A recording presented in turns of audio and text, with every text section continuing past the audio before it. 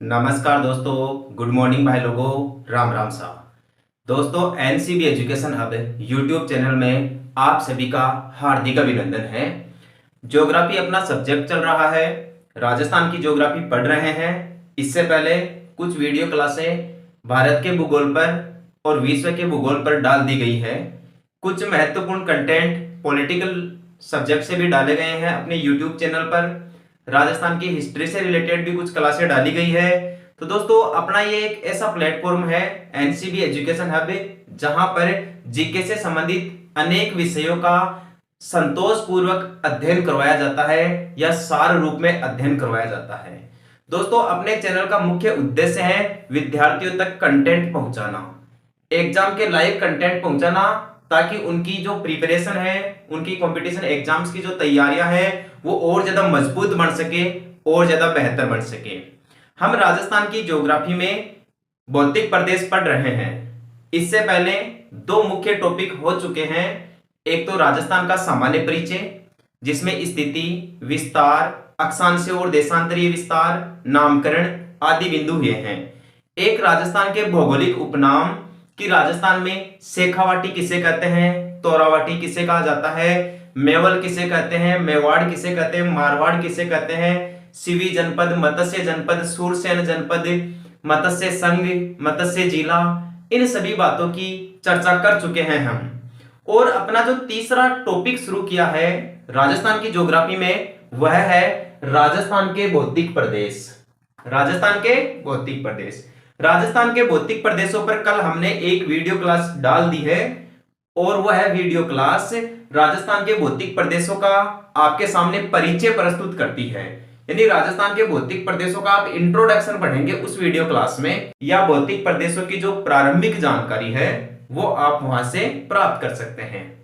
आज हम राजस्थान के भौतिक प्रदेशों की डिटेल से पढ़ाई करना शुरू कर रहे हैं। जैसे कल मैंने आपको बताया कि राजस्थान के भौतिक प्रदेशों को 4 भागों में बांटा गया है। एक थार का मरुस्थल है, अरावली पर्वतीय प्रदेश है, पूर्वी मैदानी प्रदेश है, या फिर दक्षिणी पूर्वी पठारी प्रदेश है।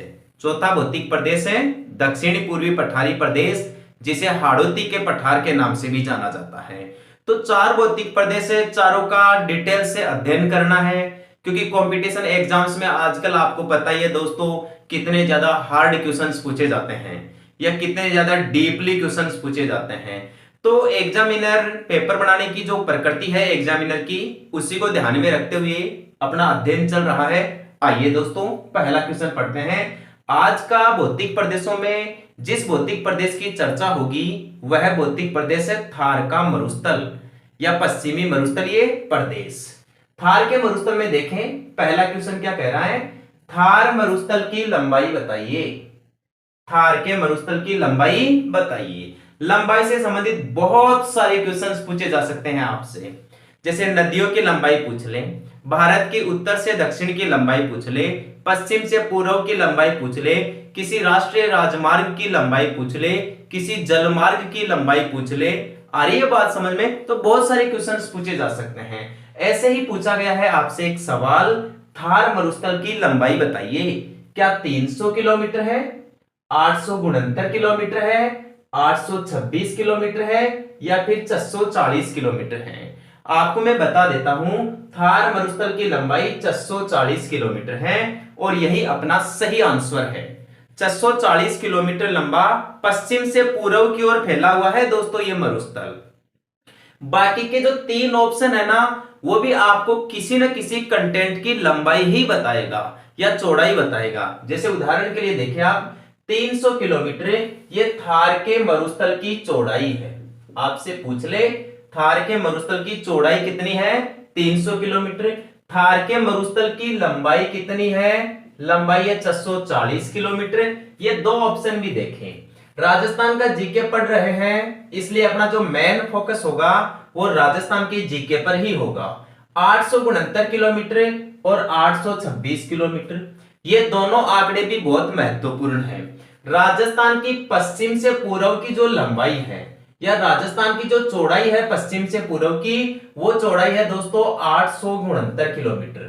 क्वेश्चन आ जाए, राजस्थान की चौड़ाई बताइए। 869 किलोमीटर। या क्वेश्चन ये पूछा जा सकता है, राजस्थान की पश्चिम से पूर्व की लंबाई बताइए, 869 किलोमीटर।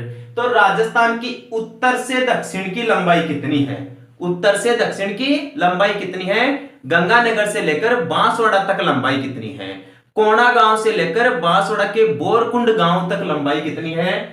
826 किलोमीटर है। यानी राजस्थान की उत्तर से दक्षिण की लंबाई 826 किलोमीटर, पश्चिम से पूर्व की लंबाई 869 किलोमीटर, थार मरुस्थल की लंबाई 640 किलोमीटर, थार मरुस्थल की औसत चौड़ाई 300 किलोमीटर। ठीक है दोस्तों, एक भारत के बारे में ध्यान रखना, भारत की उत्तर से दक्षिण की लंबाई कितनी है? 3214 किलोमीटर है। उत्तर में जम्मू कश्मीर से लेकर दक्षिण में कन्याकुमारी तक, जम्मू कश्मीर में इंदिराकोल से लेकर कन्याकुमारी तक जो तमिलनाडु राज्य में है 3214 किलोमीटर है। अपने पश्चिम में गुजरात के पोरबंदर से लेकर पूर्व में, पोरबंदर ही क्या, पोरबंदर से भी थोड़ा आगे ले लीजिए आप, सरकरिक बिंदु जो भारत का पश्चिमी बिंदु है, वहां से लेकर यदि पूर्व में अपन बात करें अरुणाचल प्रदेश तक, अरुणाचल प्रदेश में जो वालांगू स्थान है वह भारत का पूर्वी बिंदु है। इसलिए भारत की पश्चिम से पूर्व की लंबाई है 2933 किलोमीटर। ध्यान रखें, दोबारा बताऊं, भारत की पश्चिम से पूर्व की लंबाई 2933 किलोमीटर, उत्तर से दक्षिण की लंबाई 3214 किलोमीटर, राजस्थान की उत्तर से दक्षिण की लंबाई 826 किलोमीटर, राजस्थान की पश्चिम से पूर्व की लंबाई 869 किलोमीटर। नेक्स्ट क्वेश्चन पे आ जाओ, थार के मरुस्थल का क्षेत्रफल कितना है? थार के मरुस्थल का क्षेत्रफल कितना है? भाई थार का मरुस्थल आज की वीडियो क्लास का प्रमुख विषय है। यहां उन सभी क्वेश्चंस की बात की जाएगी जो थार के मरुस्थल से कंपटीशन एग्जाम्स में पूछे जा सकते हैं या पूछे जाते हैं। उनका वैश्विक संबंध भी देखा जाएगा या भारत के साथ संबंध भी देखा जाएगा। यानी थार के मरुस्थल का दुनिया के सभी मरुस्थलों के साथ जोड़कर अध्ययन कर रहे हैं दोस्तों। तो थार मरुस्थल का क्षेत्रफल बताइए। ऑप्शन देखें, 32,87,263 वर्ग किलोमीटर है क्या? थार के मरुस्थल का क्षेत्रफल क्या 32,87,263 वर्ग किलोमीटर है? नहीं है। क्यों नहीं है? क्योंकि यह भारत का क्षेत्रफल है, भारत देश का क्षेत्रफल है 32,87,263 वर्ग किलोमीटर। अगला ऑप्शन देखें, 3,42,239 वर्ग किलोमीटर है क्या थार के मरुस्थल का क्षेत्रफल? नहीं, यह भी ऑप्शन सही नहीं है। क्यों? क्योंकि 3,42,239 वर्ग किलोमीटर राजस्थान का कुल क्षेत्रफल है। राजस्थान का कुल क्षेत्रफल बताइए, 3,42,239 वर्ग किलोमीटर। भारत का कुल क्षेत्रफल बताइए, 32,87,263 वर्ग किलोमीटर। तीसरा ऑप्शन देखिए, 2,60,000 वर्ग किलोमीटर। ये अपना बिल्कुल सही आंसर है। क्यों?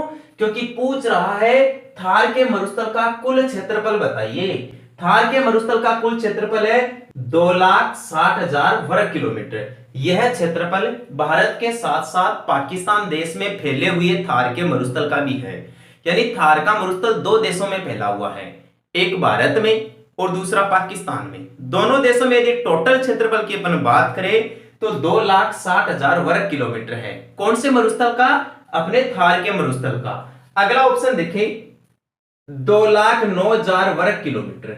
ये वह थार के मरुस्थल का क्षेत्रफल है जो केवल राजस्थान में है। राजस्थान में थार के मरुस्थल का कुल क्षेत्रफल बताइए 2,09,000 वर्ग किलोमीटर। लेकिन यदि आपसे भारत के बारे में पूछ ले कि भारत में थार का मरुस्थल का क्षेत्रफल कितना है, तो 2,21,000 वर्ग किलोमीटर है। भाई भारत में थार के मरुस्थल का क्षेत्रफल 2,21,000 वर्ग किलोमीटर। राजस्थान में थार के मरुस्थल का क्षेत्रफल 2,09,000 वर्ग किलोमीटर। पूरे थार के मरुस्थल का क्षेत्रफल जो भारत और पाकिस्तान दोनों देशों में है, उन दोनों का बता दीजिए पूरा क्षेत्रफल कितना है? 2,60,000 वर्ग किलोमीटर। आई बात समझ में? एक क्वेश्चन और पूछा जा सकता है मरुस्थलों के बारे में। दुनिया का सबसे बड़ा मरुस्थल कौन सा है? दुनिया का सबसे बड़ा मरुस्थल है दोस्तों सहारा। दुनिया का सबसे बड़ा मरुस्थल कौन सा है? सहारा, जो अफ्रीका महाद्वीप में स्थित है। अफ्रीका महाद्वीप में स्थित है। यह दुनिया का सबसे बड़ा मरुस्थल है। लगभग 84 लाख वर्ग किलोमीटर क्षेत्रफल में फैला हुआ है ये। सहारा मरुस्थल का क्षेत्रफल कितना है? 84 लाख वर्ग किलोमीटर। थार के मरुस्थल का क्षेत्रफल कितना है? 2,60,000 वर्ग किलोमीटर। राजस्थान में थार के मरुस्थल का क्षेत्रफल कितना है? 2,09,000 वर्ग किलोमीटर।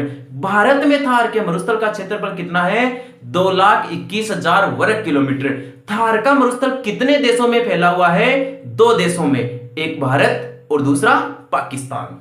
अगला क्वेश्चन देखें, या इन ऑप्शंस के बारे में जो क्वेश्चंस बढ़ते हैं वो और बता देता हूं मैं। जैसे 32,87,263 वर्ग किलोमीटर, ये भारत का क्षेत्रफल है। पूछा जा सकता है भारत का सबसे बड़ा राज्य बताइए। भारत का सबसे बड़ा राज्य राजस्थान है, यानी वर्तमान समय में राजस्थान क्षेत्रफल की दृष्टि से भारत का सबसे बड़ा राज्य है, जबकि जनसंख्या की दृष्टि से उत्तर प्रदेश भारत का सबसे बड़ा राज्य है और सबसे छोटा राज्य है सिक्किम। जनसंख्या की दृष्टि से, क्षेत्रफल की दृष्टि से सबसे छोटा राज्य है गोवा। कौन सा है भाई? गोवा। केंद्र शासित प्रदेशों के बारे में भी ध्यान रख लो। भारत का सबसे बड़ा केंद्र शासित प्रदेश है जम्मू कश्मीर। इससे पहले हुआ करता था अंडमान निकोबार द्वीप समूह है, लेकिन 5 अगस्त 2019 को जम्मू कश्मीर से धारा 370 हटा दी गई और उसके बाद में जम्मू कश्मीर भारत का सबसे बड़ा केंद्र शासित प्रदेश बन गया। यानी जम्मू कश्मीर पहले राज्य था, उस राज्य के 2 केंद्र शासित प्रदेश बना दिए गए, एक जम्मू कश्मीर और दूसरा लद्दाख। तो सबसे बड़ा केंद्र शासित प्रदेश है वर्तमान समय में जम्मू कश्मीर। सबसे छोटा केंद्र शासित प्रदेश है लक्षद्वीप। यह क्षेत्रफल के मामले में है भाई, लेकिन जनसंख्या के मामले में यदि अपन बात करें, सबसे छोटा केंद्र शासित प्रदेश तो है लक्षद्वीप। क्षेत्रफल और जनसंख्या दोनों के मामले में, क्षेत्रफल हो चाहे जनसंख्या हो, दोनों के मामले में भारत का सबसे छोटा केंद्र शासित प्रदेश लक्षद्वीप है। जबकि क्षेत्रफल की दृष्टि से सबसे बड़ा केंद्र शासित प्रदेश तो है जम्मू कश्मीर और सबसे बड़ा केंद्र शासित प्रदेश जनसंख्या की दृष्टि से है नई दिल्ली। कौन सा है भाई? दिल्ली। एक ध्यान रखना आप, 3,42,239 वर्ग किलोमीटर जो राजस्थान का क्षेत्रफल है। राजस्थान का क्षेत्रफल भारत में सबसे बड़ा क्षेत्रफल वाला राज्य है राजस्थान, यानी 2000 के बाद में। सन 2000 में क्या हुआ? मध्य प्रदेश से छत्तीसगढ़ राज्य अलग हो गया। तो पहले मध्य प्रदेश का पहला स्थान था क्षेत्रफल के मामले में। अब भाई छत्तीसगढ़ अलग हुआ तो मध्य प्रदेश का क्षेत्रफल ऑटोमेटिक कम हो गया ना, तो मध्य प्रदेश का आगे स्थान आ गया और पहले स्थान पर राजस्थान आ गया। राजस्थान का सबसे बड़ा जिला कौन सा है? जैसलमेर है। राजस्थान का सबसे छोटा जिला कौन सा है? धौलपुर है। ध्यान रखना। अगला क्वेश्चन, सबसे आर्द्र मरुस्थल कौन सा है?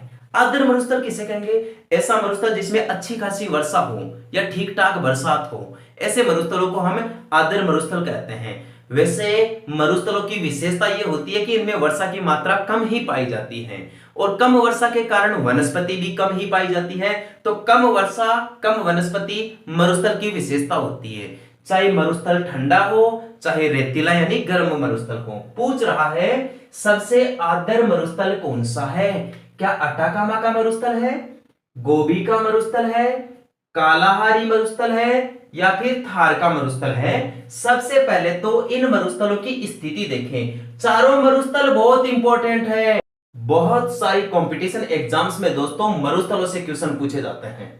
जैसे अटाकामा का मरुस्थल कहां स्थित है? चिली देश में स्थित है, जो दक्षिण अमेरिका महाद्वीप का एक देश है। गोबी का मरुस्थल कहां स्थित है? मंगोलिया देश में है। मंगोलिया और चीन 2 देशों में फैला हुआ है भाई। कालाहारी मरुस्थल कहां पर स्थित है? अफ्रीका महाद्वीप के बोत्सवाना देश में है।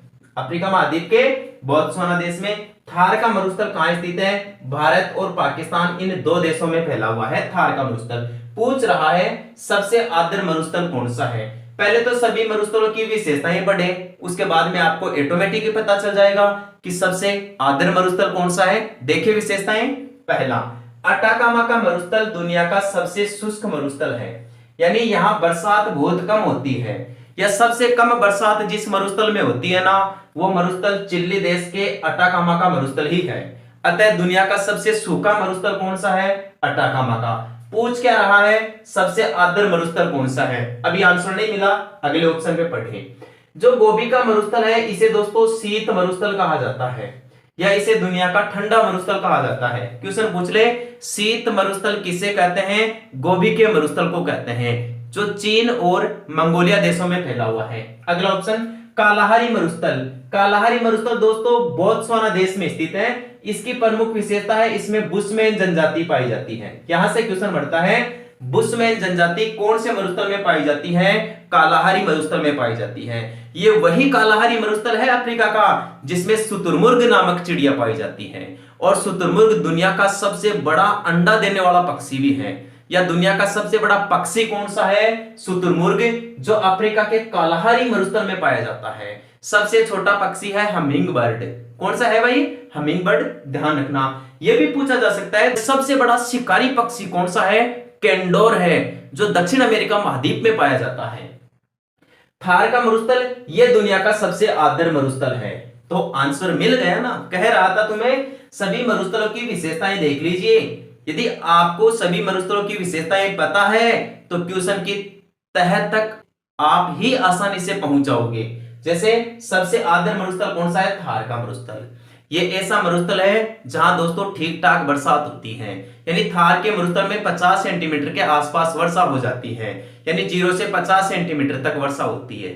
इस थार के मरुस्थल में कई स्थान ऐसे हैं जहां पर 0 सेंटीमीटर वर्षा होती है या 10 सेंटीमीटर से भी कम वर्षा होती है। जैसे सम है जैसलमेर में। एक जैसे 25 सेंटीमीटर से कम वर्षा होती है। जो थार के मरुस्थल में सबसे शुष्क भाग है ना, वहां 25 सेंटीमीटर से कम ही वर्षा होती है। लेकिन जो थार के मरुस्थल का दूसरा उपभाग है अर्ध शुष्क मरुस्थल, वहां 25 से 50 सेंटीमीटर वर्षा होती है। अगला क्वेश्चन देखें, थार का मरुस्थल का सर्वाधिक विस्तार कौन से राज्य में है? अब की बार राज्य के बारे में पूछ रहा है। थार का मरुस्थल कितने राज्यों में है? इन्हीं 4 राज्यों में है। पंजाब, गुजरात, राजस्थान और हरियाणा। ये 4 राज्य है दोस्तों जहां थार का मरुस्थल फैला हुआ है। थार का मरुस्थल भारत के 4 राज्यों में है, पंजाब, गुजरात, राजस्थान और हरियाणा।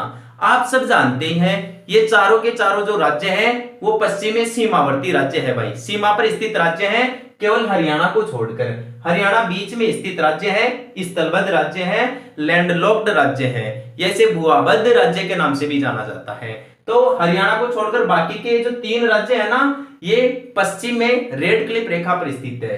क्वेश्चन पूछ रहा है थार के मरुस्थल का सबसे ज्यादा विस्तार इनमें से कौन से राज्य में है? देखिए पंजाब में सबसे कम है। पंजाब में सबसे कम है। सबसे कम मरुस्थल कौन से राज्य में है? पंजाब राज्य में है। पंजाब तो आप वैसे ही जानते हो भारत में गेहूं, चावल, इनकी प्रति हेक्टेयर उत्पादन के मामले में दोस्तों पंजाब का स्थान महत्वपूर्ण है। पंजाब और हरियाणा पूरे भारत में कृषि उत्पादन के लिए जाने जाते हैं। हालांकि पहले यहाँ कृषि का उत्पादन कम होता था, लेकिन जब हरित क्रांति आई ना दोस्तों 1967-68 में, तो हरित क्रांति के आने के बाद में तो यहाँ पर दोस्तों हाइब्रिड बीजों के द्वारा, कृत्रिम खादों के द्वारा, अनेक रासायनिक दवाइयों का उपयोग करके बहुत अच्छा उत्पादन किया जा रहा है। तो चावल के उत्पादन में, गेहूं के उत्पादन में, गन्ने के उत्पादन में पंजाब और हरियाणा वर्तमान समय में पूरे भारत में प्रसिद्ध है। ध्यान रखना हरित क्रांति का सबसे ज्यादा प्रभाव भी पंजाब और हरियाणा में ही हुआ। यानी सबसे ज्यादा लाभ भी पंजाब और हरियाणा राज्य को ही मिला। तो पंजाब में तो थार का मरुस्थल सबसे कम है, सबसे ज्यादा राजस्थान में है। क्वेश्चन आपसे पूछ ले थार के मरुस्थल का सबसे ज्यादा विस्तार कौन से राज्य में है? राजस्थान में। सबसे कम कहां पर है? पंजाब में। तो ज्यादा पूछे तो राजस्थान आंसर दे देना, कम पूछे तो पंजाब आंसर दे देना। थार मरुस्थल का ढाल बताइए। थार मरुस्थल के ढाल के बारे में पूछ रहा है कि इसका ढाल किधर से किधर है। क्या देखे ऑप्शन? क्या दक्षिण पश्चिम से उत्तर पूर्व की ओर है? ये जो दिशा होती है दोस्तों ये दक्षिण पश्चिम से उत्तर पूर्व की दिशा है। अगला ऑप्शन देखें, उत्तर पूर्व से दक्षिण पश्चिम है।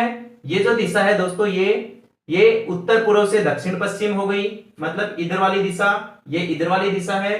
दक्षिण पूर्व से उत्तर पश्चिम की ओर है, ये इधर वाली जो दिशा हो गई ये दक्षिण पूर्व से उत्तर पश्चिम की हो गई। और उत्तर पश्चिम से दक्षिण पूर्व की ओर है क्या? ये दिशा हो गई उत्तर पश्चिम से दक्षिण पूर्व की ओर। जो आपके थार का मरुस्थल है वो थार का मरुस्थल दोस्तों ऐसे फैला हुआ है। यानी इसका जो ढाल है ना वो उत्तर पूर्व से दक्षिण पश्चिम की ओर है। तो उत्तर पूर्व से दक्षिण पश्चिम ये अपना बिल्कुल सही जवाब है। थार के मरुस्थल का ढाल कौन सी दिशा से कौन सी दिशा की ओर है? थार के मरुस्थल का ढाल उत्तर पूर्व से दक्षिण पश्चिम दिशा की ओर है। क्वेश्चन आपसे पूछ ले दक्षिण पश्चिम से उत्तर पूर्व दिशा में क्या है? ये दोस्तों मानसून बढ़ने की दिशा है। जो ग्रीष्म काल में जो अपना मानसून आता है, वर्षा ऋतु का मानसून आता है, वह दक्षिण पश्चिम से उत्तर पूर्व की ओर जाता है।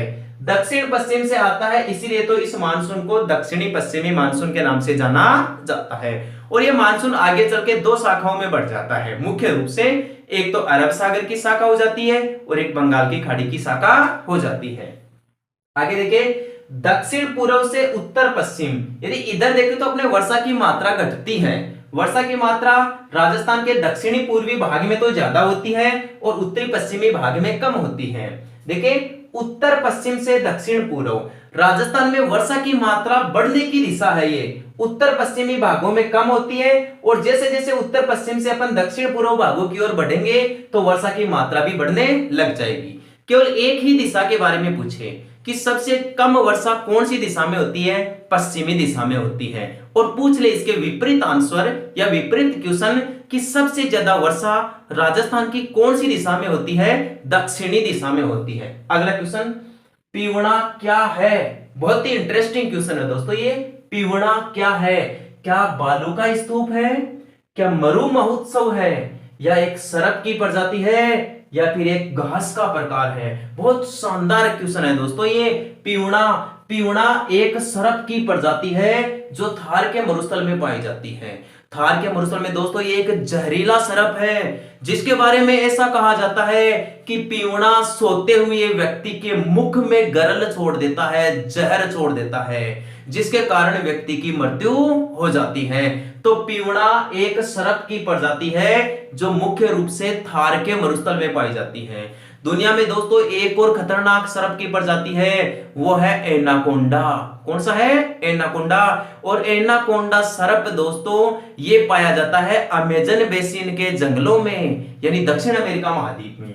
देखो, घास का प्रकार, घास के बारे में क्वेश्चन पूछेगा कभी भी तो आपसे सेवण घास के बारे में पूछेगा। सेवण, दमन, करड़, अंजन क्या है? ये एक प्रकार की घासें हैं या घास के प्रकार है जो मुख्य रूप से पश्चिमी राजस्थान में पाए जाते हैं। इस घास के प्रकारों के बारे में आगे हम डिटेल से पढ़ेंगे। देख लेना, सेवण क्या है? एक घास का प्रकार।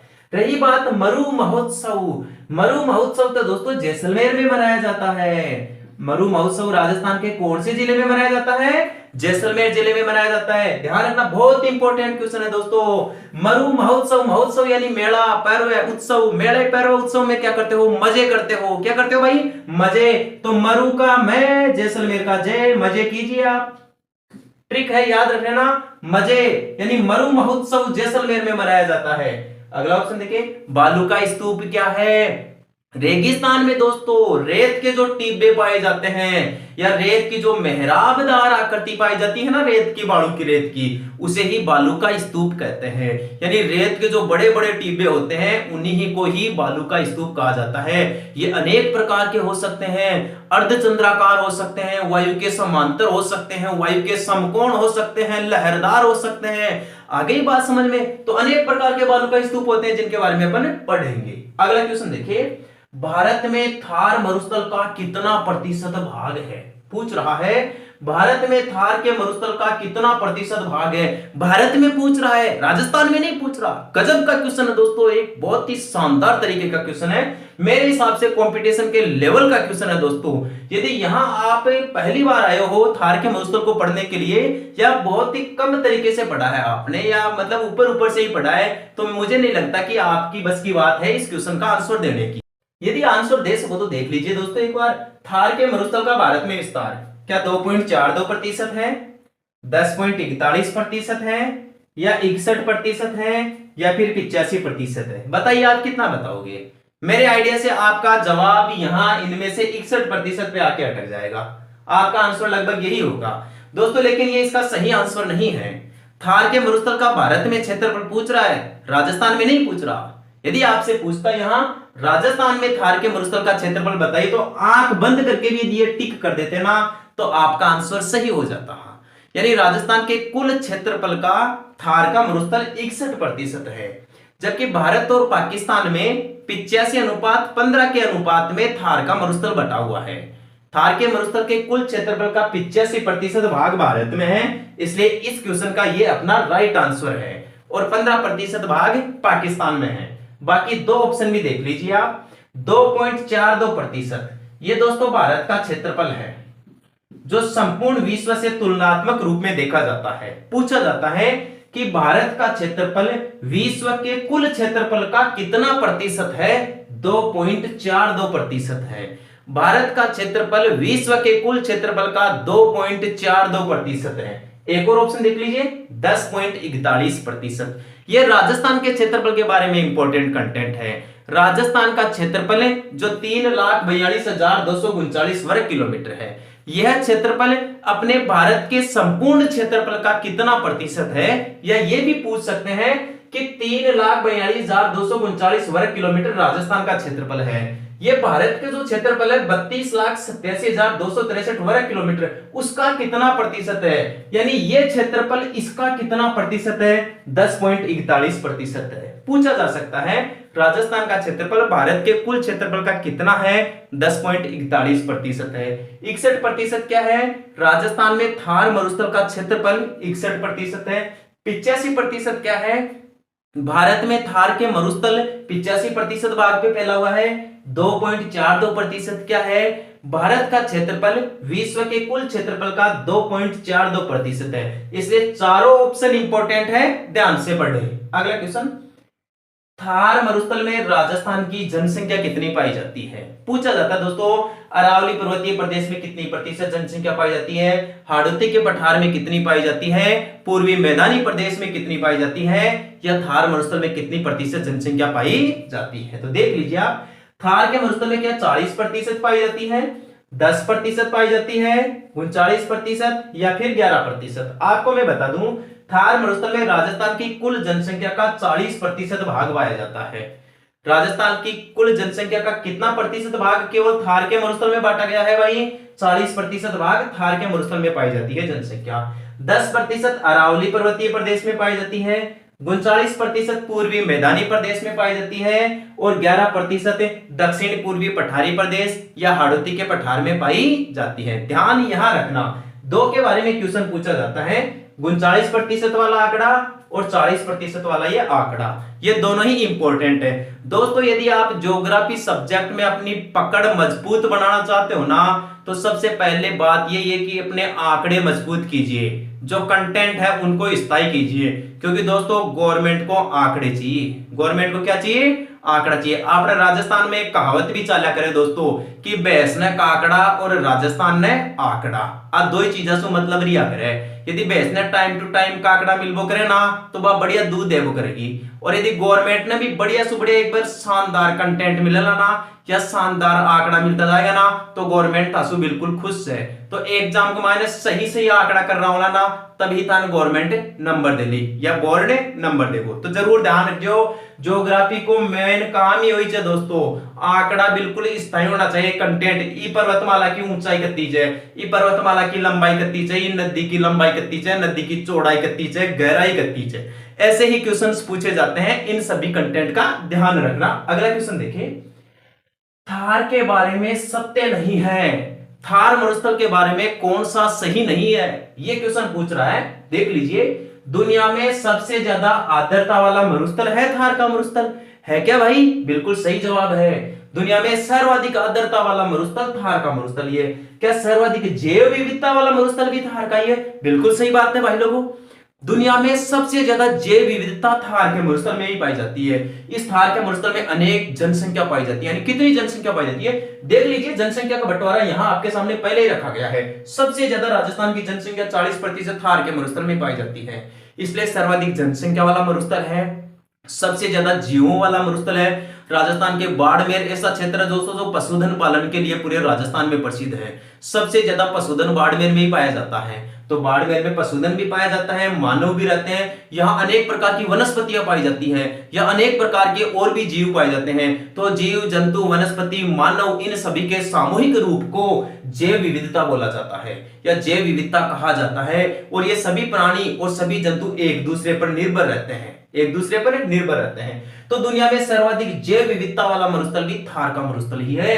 सर्वाधिक जनघनत्व वाला मरुस्थल, पूरी दुनिया में चले जाओ आप, इतनी जनसंख्या किसी मरुस्थल में नहीं मिलेगी। जनघनत्व क्या होता है? प्रति वर्ग किलोमीटर में रहने वाले लोगों की औसत संख्या को जनसंख्या घनत्व कहते हैं। यानी 1 किलोमीटर लंबा और 1 किलोमीटर चौड़ा, इतने एरिया में कितने आदमी रह रहे हैं, इसी को जनसंख्या घनत्व कहते हैं। दुनिया में सबसे ज्यादा जनसंख्या घनत्व टोक्यो देश का है।